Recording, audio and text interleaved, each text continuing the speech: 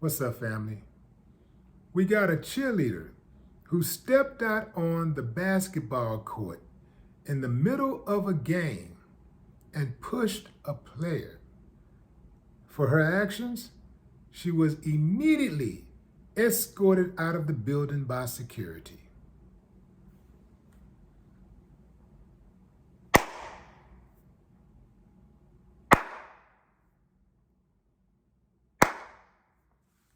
Lock her up. It was assault, fam. Come on now, man. Everybody got to keep their hands to themselves. I'm telling you, man, the world would be a lot better place. America would be a better place if we took this keeping your hands to yourself thing more seriously. Like, if we had a zero tolerance for it, oh man, it would be a better place. That zero tolerance should be extended to members of law enforcement. That's right, I said it. Okay, so backstory. The cheerleader is in the middle of a cheer when the guy is taking the ball out. He's not even paying attention to her. He takes the ball out and he happens to bump into her in some kind of way. I guess she felt that he bumped her. It was hard to tell if he actually touched her butt or whatever, but she apparently thought that he touched her butt. So when I guess she gave it a quick thought. So while he was standing on the court, she accosts him and she pushed the dude. Now, fam, think about what I'm saying. If you got a guy on a basketball court in the middle of a game, and also the score is tied, 63-63, it's like 3 minutes and something left, it's a tight game, the guy is doing what he's doing, he's working. What would make you think this guy is interested in tapping you on the butt? The guy is working. I think that the chick was just too much into her own self. I think she gave herself a little bit too much credit. Like, why not just read the room and think to yourself, I'm at a basketball game. I'm over here cheering. This guy's playing basketball. He rubbed up against my butt some kind of way, but let me give him the benefit of doubt. If he did do that, let's give him the benefit of doubt that he did it inadvertently. He didn't mean to do it. Why not give him the benefit of doubt? Why not ask around and say, did you see that? Did you see that? Did he touch my butt? Like ask around. Why not try to get some type of confirmation first? And if you're going to do something like that, then also, if you just don't care, if you're going to do something like that, you got to be prepared for what comes after that. What if that dude would have took a swing on her?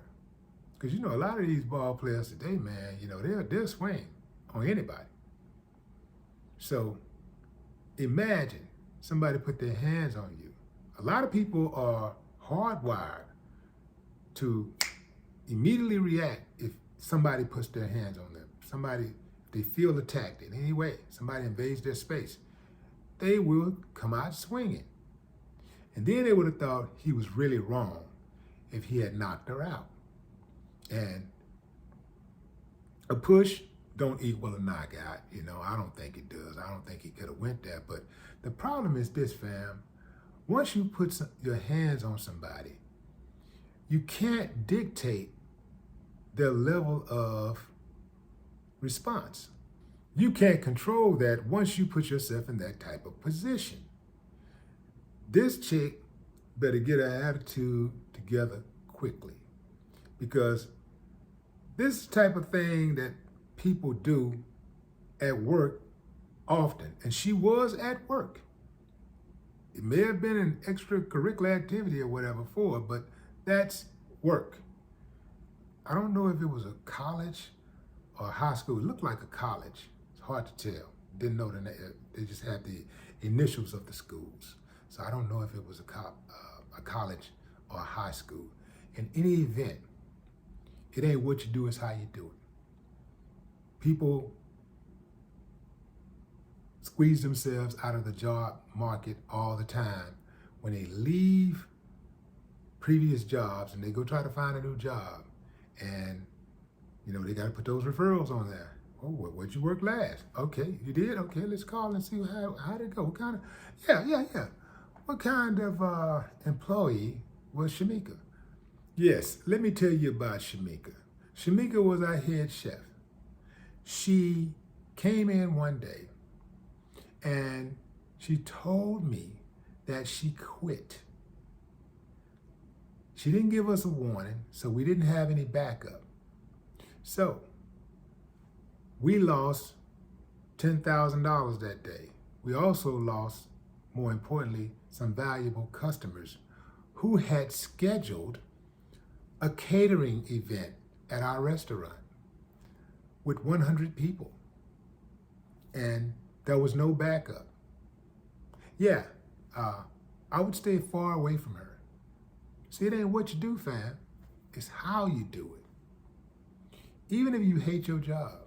I mean, just unless you just don't care and you got your own thing popping and you don't care if they go to calling, somebody have to call or whatever, you're not worried about somebody calling.